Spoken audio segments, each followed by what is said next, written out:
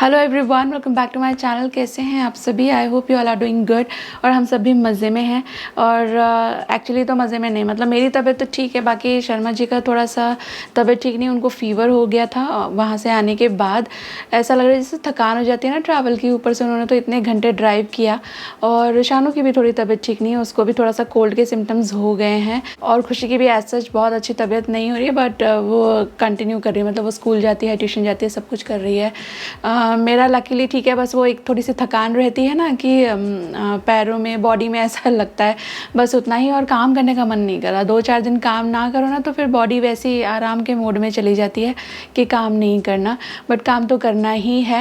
Actually हम लोग का प्रोग्राम एकदम ही ऑल ऑफ अ सडन बना था, कोई इसकी वो ही नहीं थी कि हम इस बारे में डिस्कस कर रहे हो 1-2 दिन पहले।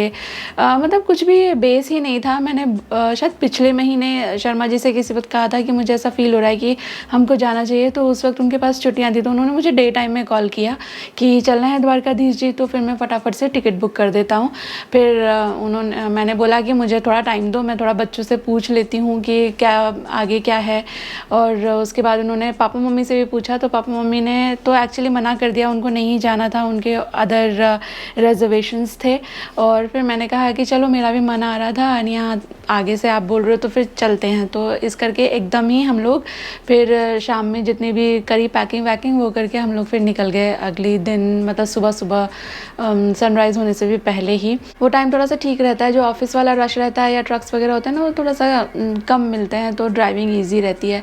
तो मेरे फ्रिज में बहुत सारी चीज़ें रखी हुई थी, मेरा प्लान था सैटरडे संडे 2 दिन छुट्टी होती है तो ये बनाएंगे वो बनाएंगे करके। तो वो सब्जियाँ भी अब थोड़ी सी बुझी बुझी सी हो गई हैं, बट मुझे वो इस्तेमाल तो करनी है। ऑल्सो मेरे पास आके रखे हुए थे मेरे new cookware that Indus valley has kindly sent me. ये इनके न्यू लॉन्चेस हैं, तो ये भी मैंने आपको दिखाए नहीं, तो मैंने सोचा चलो अभी वापस से घर आ चुके हैं, लाइफ रूटीन पे आ चुकी है, तो पहले तो मैं आपको यही दिखा देती हूँ। एंड ये दोनों 2 कुकवेयर हैं मेरे पास। एक ये कास्ट आयरन का तवा है जो बहुत ही यूनिक है, बहुत ही डिफरेंट है। लुक एट दिस, ये इस तरह का है, इट्स वेरी हैवी। एंड पीछे से ये ना इस तरह का है।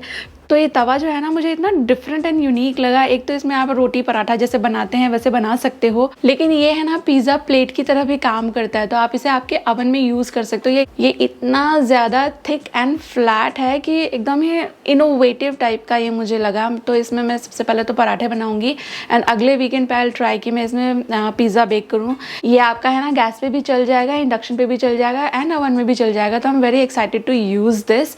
बहुत ही बढ़िया लगा मुझे, इट्स वेरी इनोवेटिव। तवाज यूजुअली इस तरह के नहीं मिलते, या तो वो कॉनकेव वाले तवा होते हैं या तो फ्लैट वाले होते हैं, बट इस तरह का कि पिज़्ज़ा भी उसमें अब बनाया जा सके, मुझे ये आइडिया बहुत अच्छा लगा। और एक और मेरे पास दूसरा कुकवेयर है, और ये भी मुझे बहुत ही ज़्यादा इंटरेस्टिंग लगा। ये एक पतीला जैसा है जिसका लिड साथ में आता है, तो इसमें है ना, पहले मैं इसे खोल लेती हूँ। तो ये इस तरह का है, और ये है ना एक्चुअली एक पॉट है, तो इसमें आप जो पॉट वाले काम होते हैं वो सभी कर सकते हो। ज़्यादा क्वांटिटी में सब्ज़ी वगैरह बना सकते हो, राइस बना सकते हो, खीर खिचड़ी बना सकते हो, दूध उबाल सकते हैं।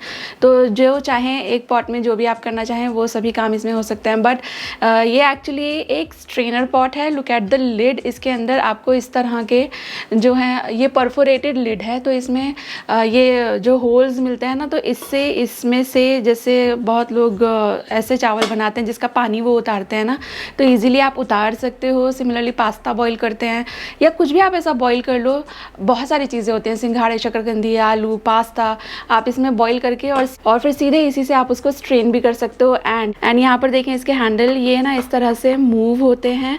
और ये किस लिए है कि आप जब ये बॉईल हो चुका है ना, तो यहाँ से जब इसको पकड़ेंगे ना, तो ये हैंडल यहाँ पर लिड पर एकदम टाइट ग्रिप बना लेते हैं, तो इससे कुछ भी आपका जो आप कुक कर रहे हो ना वो गिरेगा नहीं। सी ये जो ढक्कन है कितनी स्नगली इसमें अच्छी तरह से फिट हो चुका है। और आपने ये नोटिस किया होगा, जो नॉर्मल कंटेनर्स होते हैं उसमें जब हम ढक्कन लगाकर इस तरह पलटने की कोशिश करते हैं तो ढक्कन को अलग से कंट्रोल करने की, होल्ड करने की ज़रूरत पड़ती है। यहाँ देखें, ये जो बेकलाइट हैंडल्स हैं ये गर्म नहीं होते, these are cool to touch, तो यही इसको होल्ड कर लेते हैं, तो आपको अलग से जो लिड है वो होल्ड करने की ज़रूरत नहीं है। And I just loved it.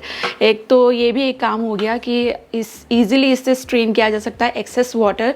दूसरा ये कि आप है ना दूध वगैरह इसमें उबाल सकते हो और ढक्कन लगा के रख दें, तो ये जो क्योंकि परफोरेटेड लिड है ना, तो ईजिली आपका जो मिल्क है बॉईल किया हुआ वो ठंडा हो जाएगा। कभी कभी जो उसकी लिड होती है वो लगा देने से पूरा पानी पानी हो जाता है एंड काफ़ी देर में दूध ठंडा होता है। तो ये एक एडेड बेनिफिट जो मैं अपनी तरफ से आपको बता रही हूँ।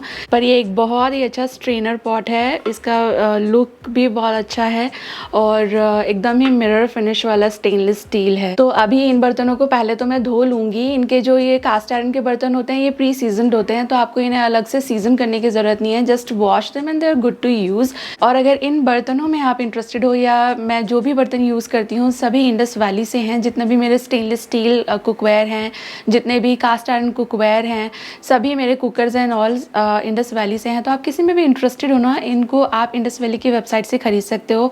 वहाँ यूजुअली अच्छा खासा डिस्काउंट रनिंग होता ही है। अभी न्यू ईयर आने वाला है, क्रिसमस आने वाला है, तो उसका आपको कोई ना कोई ऑफ़र मिल ही जाएगा वहाँ पे।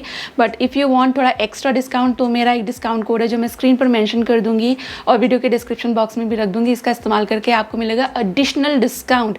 एज एन वेबसाइट पर जो भी डिस्काउंट चल रहा है वो तो आपको मिलेगा ही, मेरा डिस्काउंट कोड से आपको और एक्स्ट्रा % डिस्काउंट मिल जाएगा। तो इनमें से कोई भी बर्तन आपको पसंद आ रहा हो, नॉट ओनली दीज टू, जो भी आप मुझे कुक करते हुए देखते हो जिन भी यूटेंसिल्स में, उनमें से किसी को भी आप खरीदना चाह रहे हो, this is very good time, आप इस्तेमाल कर सकते हो मेरा कूपन कोड। तो चेक कर लीजिएगा, आपको मिल जाएगा ये वीडियो के डिस्क्रिप्शन बॉक्स में भी। चलिए फटाफट से पहले मैं इन्हें वॉश कर लूँ, बाल बांध लूँ।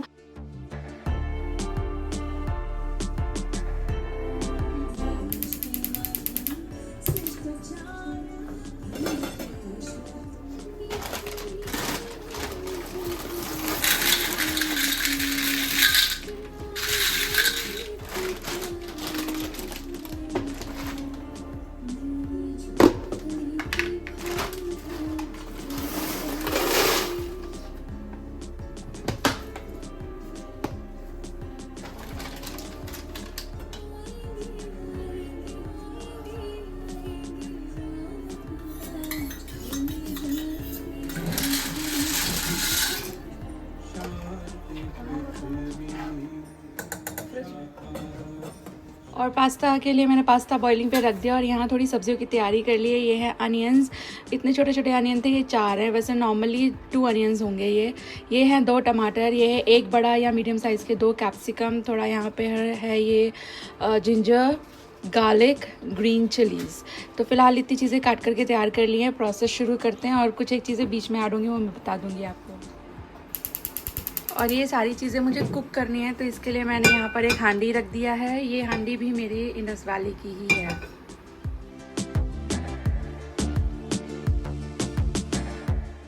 पास्ता सॉस बनाने के लिए सबसे पहले मैंने कढ़ाई के अंदर ऐड किया है थोड़ा ऑयल, आप बटर भी ऐड कर सकते हो। ऐड किया है गार्लिक और इसको थोड़ा सा अच्छा लाल कर लिया है मैंने। और इसके बाद फिर मैं ऐड करूँगी अनियंस, इनको थोड़ा सा ट्रांसलूसेंट जैसा हो जाने तक कुक करूँगी। ऐसा फुल्ली कुक नहीं करना है क्योंकि आगे ये कुक होंगे ही, बस एक रॉ सी स्मेल चली जाए इतना सा। और उसके बाद फिर ऐड कर दिया है मैंने बाकी सभी चीज़ें जो तैयार करके रखी हुई थी।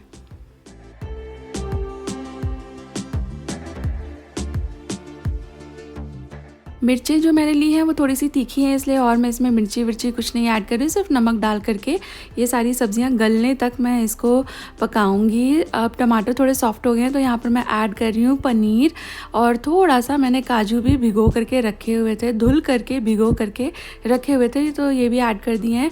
थोड़ा सा हरा धनिया भी मैंने यहाँ पर ऐड कर दिया है। आप चाहें तो और बेटर कलर के लिए बीट रूट ऐड कर सकते हो, चाहे तो थोड़ी सी कैरेट भी ऐड कर सकते हो। तो सब्जियां तो कम्प्लीटली आपकी चॉइस है, आप क्या ऐड करना चाहें। और बस इसको अभी रख दीजिए 1 मिनट पका के साइड में। और यहाँ पर मेरा पास्ता हो गया रेडी। एक्स्ट्रा वाटर मैंने स्ट्रेन कर लिया है। Look at this. अभी भी पास्ता में थोड़ा पानी मैंने बचा करके रखा है।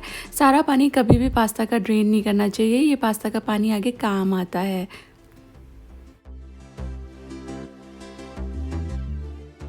और ये जो सब्जियां हैं ये मैंने फैला करके रख दी हैं, थोड़ी ठंडी हो जाएंगी तो इसे पीसेंगे।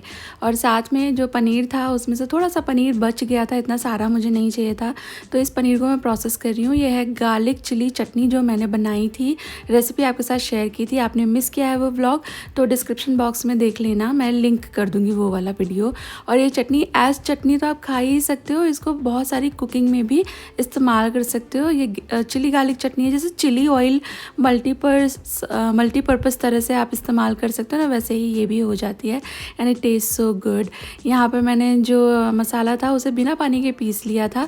पास्ता का पानी ऐड करके मैं जार में लगा हुआ सारा ही मसाला निकाल लूँगी। और ये हो गया है पास्ता का हमारा सॉस रेडी। एक बार टेस्ट कर लेना, नमक मिर्ची आपको कैसा चाहिए उस हिसाब से। एक मैगी का सैशे मैंने ऐड किया है, थोड़ा सा पास्ता की सीजनिंग यानी कि मिक्स्ड हर्ब्स मैंने इसके अंदर ऐड की हैं, थोड़े से चिली फ्लेक्स ऐड किए हैं। एंड इस स्टेज पे एक बार टेस्ट कर लेना बिफोर यू ऐड पास्ता। और अब मैंने पास्ता ऐड कर दिया, मेरे हिसाब से ठीक ही था सब कुछ। हल्के हाथों से पास्ता को फोल्ड करें और सिर्फ इसमें एक आपको ऐसा बॉईल जैसा फील आता दिखे, मतलब कि ये देखिए इस तरह से रोलिंग बॉईल तो इसमें नहीं आएगा, बस इतनी ही देर पकाना है, ज़्यादा इसको ओवर कुक नहीं कीजिएगा।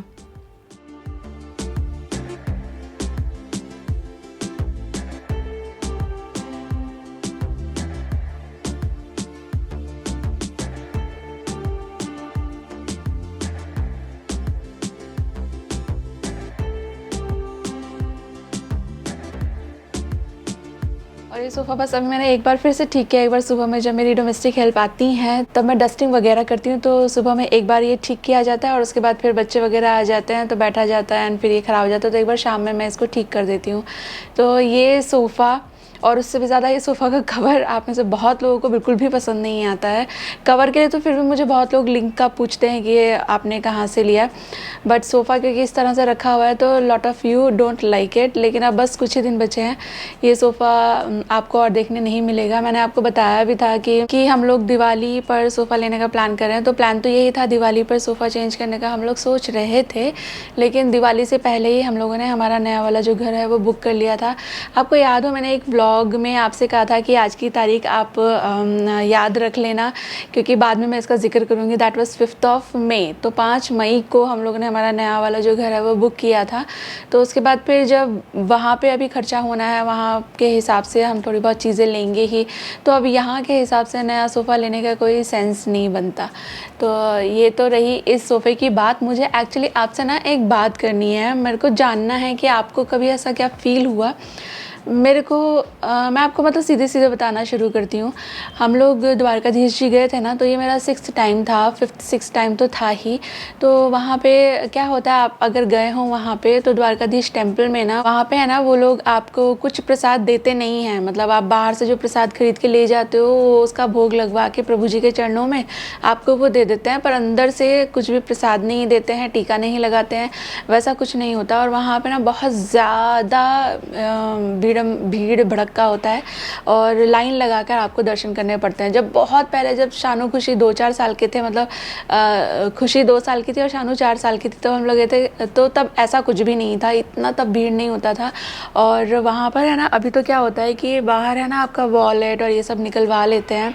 पहले क्या, अगर आपके पास बल्कि कैमरा है तो वो मना करते थे अंदर ले जाने, बट फ़ोन ले जा सकते थे, हालांकि कोई वीडियो वगैरह वहाँ नहीं उतारता। पर अभी सब कुछ ही, आपकी स्मार्ट वॉच, आपका फ़ोन, आपका वॉलेट, ये वो सब कुछ ही अभी बाहर निकलवा लेते हैं। तो मैं ये बता रही थी कि हम लोग फिर वहाँ पे बाहर वो सब कुछ जमा करके, इसलिए मंदिर के अंदर की कभी कोई क्लिप मैं आपके साथ शेयर नहीं कर पाती, तो बाहर वो सब कुछ जमा कराया और उसके बाद फिर लाइन लगाकर हम लोग अंदर चले गए। वो लोग चेकिंग वगैरह करते हैं और इतनी ज़्यादा भीड़, वहाँ सिर्फ एक आदमी ठीक से खड़ा होकर प्रभु जी को निहारे, दर्शन करे, इतनी ही जगह होती है।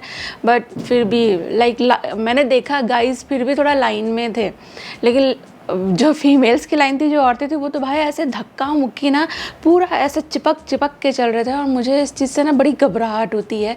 पर दर्शन करने थे तो मैं लग गई लाइन में। मैंने अपने आगे कर लिया सानवी खुशी को कि मतलब मैं तुम्हें थोड़ा सा प्रोटेक्ट करके चलूँगी, इतना धक्का मुक्का, क्योंकि वो छोटी हैं, उन छोटी थी तो मुझे भी बहुत ज़्यादा कोई इधर उधर टच कर दे तो थोड़ा सा मुझे दिक्कत होती थी। हालांकि वो लाइन सिर्फ फीमेल्स की थी, तो उस हिसाब से मैंने उन दोनों को अपने आगे कर लिया कि मैं थोड़ा पीछे से धक्का मारेंगे तो रेजिस्ट कर लूँगी, तुम लोग बहुत चिपक के और धक्का मुक्की में ना चलो करके।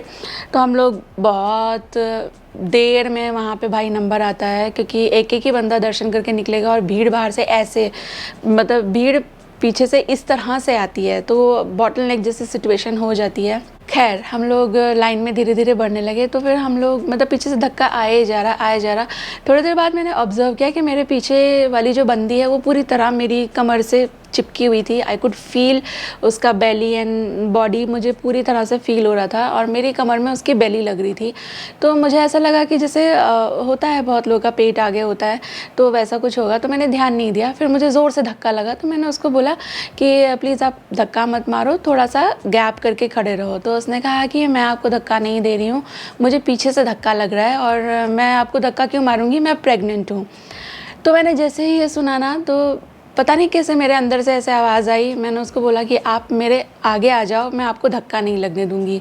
तो वो मेरे आगे आ गई। उसके बाद उसकी सासू मॉम मेरे से झगड़ा करने लगी, मेरे और मेरी बहू के बीच में कैसे आ गए। तो फिर मैंने उनको बताया, उनकी बहू ने भी बताया कि नहीं, मैंने उनकी बहू को अपने आगे लिया है, मैं बीच में नहीं आई हूँ।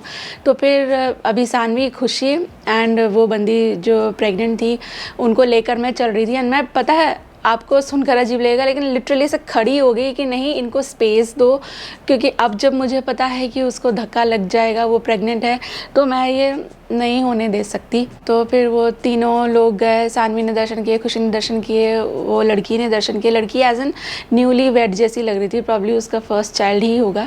तो उसने दर्शन किए और उसके बाद फिर पंडित जी ने मुझे बुलाया। वहाँ पर आप लोग कभी गए हो तो जैसा मैं पहले बता रही थी ना, वहाँ आप खड़े होकर प्रभु जी को देख लो, यही दर्शन है, यही बहुत बड़ा ब्लेसिंग है। वरना दर्शन भी नहीं देखने देते। वहाँ पे जो फीमेल कॉन्स्टेबल्स होते हैं ना, तो वो जल्दी जल्दी आपको मूव करते रहते हैं। तो पंडित जी ने मुझे कहा आप इधर आइए। मैं आगे गई, उन्होंने कहा आप माथा लगाइए। मैंने माथा वहाँ पे लगाया। फिर मैं उठी तो उन्होंने मेरे हाथों में तुलसी दल की माला होती है जो वहाँ पे कान्हा जी पर चढ़ाई जाती है, उन्होंने एक मुझे दे दिया। और मेरे तो जो आंसू शुरू हुए हैं, मैं 5 मिनट तक रोक नहीं पाई खुद को। और ऐसा है ना, मेरे साथ पहली बार नहीं हुआ। मैं हम लोग पिछले साल गए थे द्वारकाधीश, नहीं मथुरा वृंदावन जी गए थे, तो वहाँ पे भी हम लोग मथुरा जी गए थे ना, तो हम लोग वहाँ बैठे हुए थे। मतलब मथुरा जी में वहाँ जो पंडित वगैरह होते हैं वो आपको टूर कराते हैं ना, वो सब दिखाते हैं कि यहाँ पर ये है, वहाँ पर वो है। तो आप अगर मथुरा जी गए हो तो आपको भी पता होगा, वहाँ पर एक छोटा सा जगह है जहाँ पर उन्होंने टाइल नहीं लगाई है, वो कच्ची मिट्टी है। तो वो बोलते हैं कि कान्हा जी यहाँ पर झूला झूलते थे, तो उस पर बिठा करके पूजा करवाते हैं, अगर आप पूजा में शामिल होना चाहते हैं तो हम लोग वहाँ गए थे। तो मैं और शर्मा जी उधर बैठे, क्योंकि वहाँ जो बैठता है ना उसे दक्षिणा करनी होती है। तो मैंने कहा कि मुझे करना है, मुझे पूजा करनी है अच्छे से। तो मैं वहाँ जाकर बैठ गई। ऑल ऑफ अ सडन वहाँ पे एक बच्चा आया, बॉय था वो, इतना छोटा सा, और उसने कपड़े नहीं पहने हुए थे, मतलब बस नीचे ही थोड़े कपड़े पहने हुए थे। पूरा वो सांवला सा बच्चा था और आके मेरे यहाँ पर खड़ा हो गया। उसे देखकर मुझे थोड़ी देर के लिए तो जैसे सुध बुध खो जाती है ना। तो फिर मैंने शर्मा जी को देखा, तो फिर मैं बता नहीं सकती। फिर मैंने घर आके उनसे बोला, मुझे ऐसी अनुभूति बहुत बार हुई है, मुझे ऐसी अनुभूति बहुत बार हुई है, और सिर्फ कृष्णा जी के टेम्पल में होती है, कान्हा जी के मंदिर में होती है। मुझे इससे पहले भी मैं दिल्ली वाले इस्कॉन गई थी, तो उन पंडित जी ने मुझे बुला करके कमल का फूल दिया था।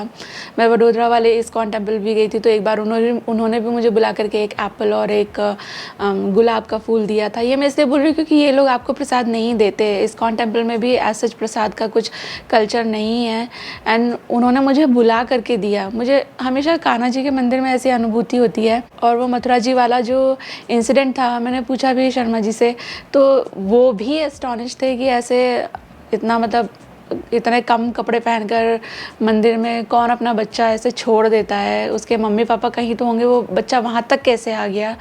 और आकर उसने मुझे छुआ, मुझे देखा, स्माइल किया, और उसे देखकर मुझे जैसे कान्हा जी छोटे थे ना, बिल्कुल वैसा वाला मुझे फीलिंग आई। अभी मैं ना एकदम स्पेल बाउंड हो रही हूँ, मुझे समझ नहीं आ रहा क्या बोल सकती हूँ मैं, क्या नहीं बोल सकती हूँ।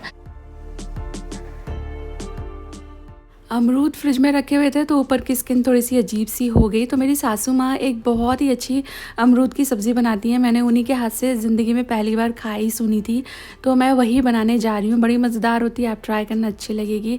तो मैंने अमरूद जो है छील लिए हैं, जस्ट बिकॉज स्किन थोड़ी डार्क हो रही थी, वैसे छीलने की ज़रूरत नहीं है। इसके बाद फिर इसका बीज का पार्ट हटा दीजिएगा, क्योंकि ये सीड्स आते हैं मुँह में तो अच्छा नहीं लगता। और इसके बाद जो अमरूद है इसको छोटा छोटा काट लीजिएगा। ये अमरूद देखिए अंदर से बिल्कुल ही बढ़िया है, सिर्फ इसकी स्किन फ्रिज में रखे रहने से थोड़ा सा डार्क हो जाता है कभी कभी। और मेरे पास 2 अमरूद थे, तो इन दोनों के ही सीड पार्ट को हटा करके जो फ्लैश पार्ट है उसके छोटे छोटे टुकड़े मैं काट लूँगी। सेम हांडी मैंने वापस से धो करके यहाँ पर रख दी है, ऐड किया है ऑयल, ऐड करूँगी ज़ीरा और हींग, और इसके बाद फिर इसमें ऐड करने हैं प्याज। अब बहुत लोग इसमें प्याज भी नहीं ऐड करते हैं, आपकी चॉइस है, मैं ऐड कर रही हूँ, अच्छी लगती है मुझे। एंड देन इसको थोड़ा सा भून लीजिएगा। और फिर इसके अंदर ऐड कर रही हूँ मैं अदरक। इसमें बहुत लोग जिंजर गार्लिक दोनों ऐड करते हैं, पर मैं नहीं गार्लिक ऐड कर रही, क्योंकि इसमें मैं शुगर वगैरह ऐड करूँगी तो मुझे उसमें गार्लिक फिर अच्छा नहीं लगता। तो मैंने सिर्फ जिंजर को ग्रेट करके ऐड किया है, हरी मिर्चों को टुकड़ा करके ऐड कर दिया। और अभी इसको थोड़ा सा भून लेंगे और फिर ऐड करूँगी मैं टमाटर।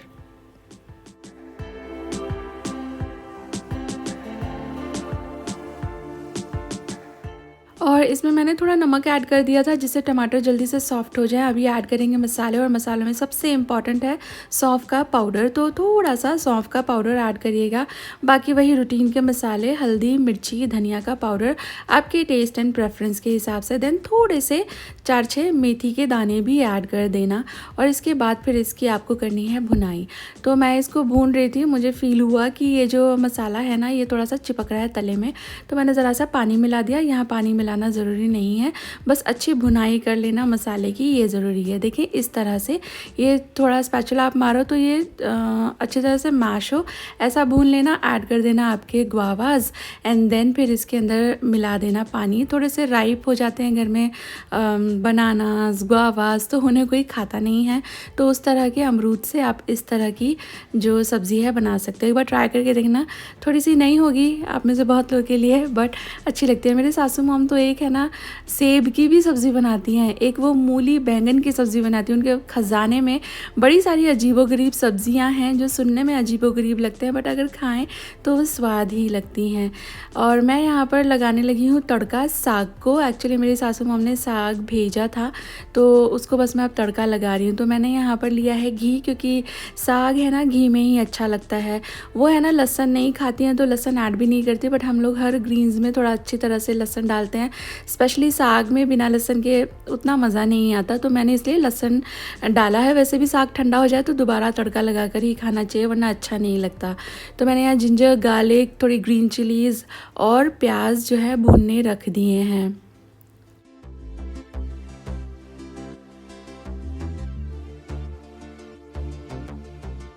प्याज थोड़े से अच्छे से मीठे से हो गए थे, तो फिर मैंने ऐड कर दिया इसमें टमाटर। अब बहुत लोग साग में टमाटर खाते हैं, बहुत लोग नहीं खाते हैं, तो हम लोग तो खाते हैं। तो मेरी सासू मॉम भी ऐड करती हैं, मम्मी भी ऐड करती थी, मैं भी ऐड करती हूँ। तो मैंने डाल दिया था थोड़ा टमाटर, थोड़ा इस तड़के के स्वाद के हिसाब से नमक, और थोड़ा सा लाल मिर्ची का पाउडर। सॉफ्ट होने देते हैं टमाटरों को, तब तक हमारी अमरूद की सब्ज़ी चेक कर लें। अमरूद अच्छी तरह से गल चुके हैं।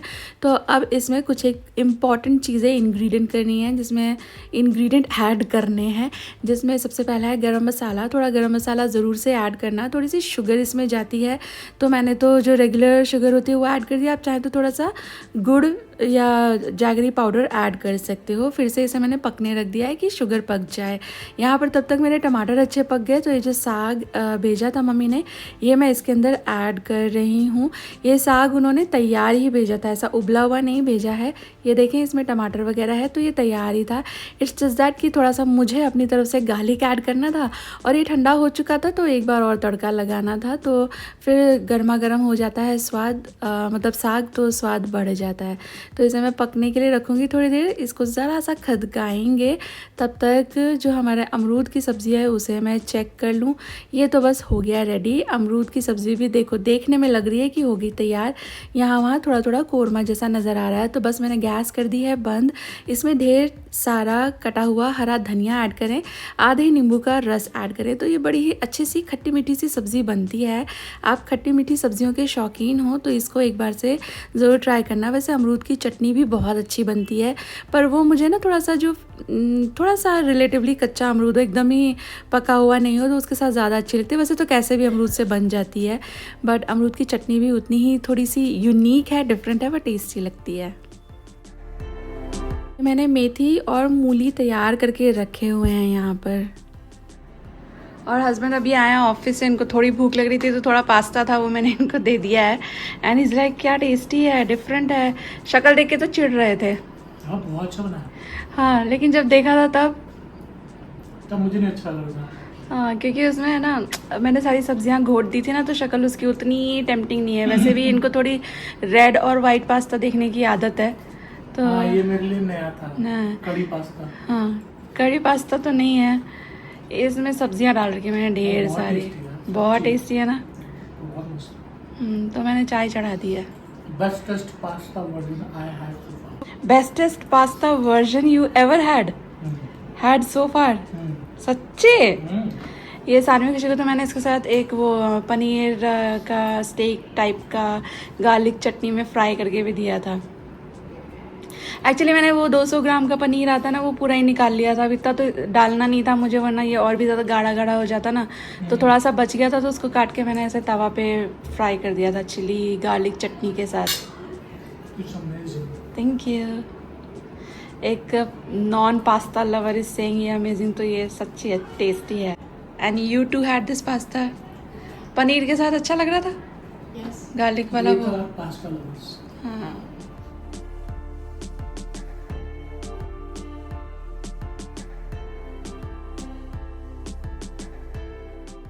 अब घर में साग आया था, सीज़न का पहला साग है, तो मेरा मन हुआ मक्की की रोटी का, तो मैंने मक्की का आटा मंगा लिया था। ब्लिंकिट से मिल गया था ये मुझे इजीली, तो क्योंकि मेरे फ्रिज में मूली मेथी भी थी तो इन्हें यूज़ करना था, वरना फिर मुझे ये डिस्कार्ड ही करने पड़ते। तो मैंने मेथी प्रोसेस कर ली थी, साफ़ वाफ करके चॉप कर ली थी, और मूली जो है ग्रेट कर ली थी। और इसके बाद फिर ये मक्की का आटा मैंने छान लिया है। आपने देखा कितना ज़्यादा उसके अंदर ऐसी चीज़ें होती हैं जो हमें नहीं चाहिए, तो छान लेना is always a good policy. मसाले हल्के ही जाते हैं इसमें, तो मैंने ऐड किया है थोड़ा सा अजवाइन हाथों से क्रश करके, बाकी थोड़ा सा मिर्ची का पाउडर और हल्दी का पाउडर। एंड देन ये जो मूली है ये मैंने बस ऐसे ही मोटा मोटी हाथों से प्रेस कर ली थी, बिल्कुल अच्छी तरह नहीं निचोड़ा, जैसे पराठे में निचोड़ते हैं ना वैसे नहीं निचोड़ा, सिर्फ उसका पानी अलग कर लिया है, मूली अलग कर ली है, और बहुत टाइटली मूली को नहीं निचोड़ा। मूली में अभी भी मॉइस्चर है। ये सिर्फ इसलिए कि एक्स्ट्रा मुझे अगर पानी की ज़रूरत हो तो मैं इसे इस्तेमाल करूँ, अगर ज़रूरत नहीं है तो फिर मैं इसे डिस्कार्ड कर सकूँ। मैंने यहाँ पे नमक ऐड कर दिया है, और अभी आटा लगा लेना। और अगर आपको ज़रूरत लगती है तो आप एक्स्ट्रा वाटर भी ऐड कर सकते हो, ज़रूरत लगती है तो एक्स्ट्रा फ्लावर भी ऐड कर सकते हो। ये तो आपको देखकर पता चल जाएगा कि आटा आपको कैसा लग रहा है, और घर में कितने मेंबर्स हैं उनके हिसाब से कम है ज़्यादा है, तो उस हिसाब से बस आटा तैयार कर लें। और मक्की का आटा यूँ तो ग्लूटेन फ्री होता है, बट इसको भी अच्छी तरह नीड करना ज़रूरी है। इसे बहुत अच्छा नीड करिएगा तो ये हैंडल करने में आसान हो जाता है, एंड इसकी रोटियाँ फिर अच्छी लगती हैं। अगर नीड नहीं करेंगे ना तो ये थोड़ा ब्रिटल रहता है, एंड बहुत अच्छी भी इसकी फिर रोटी नहीं बनती।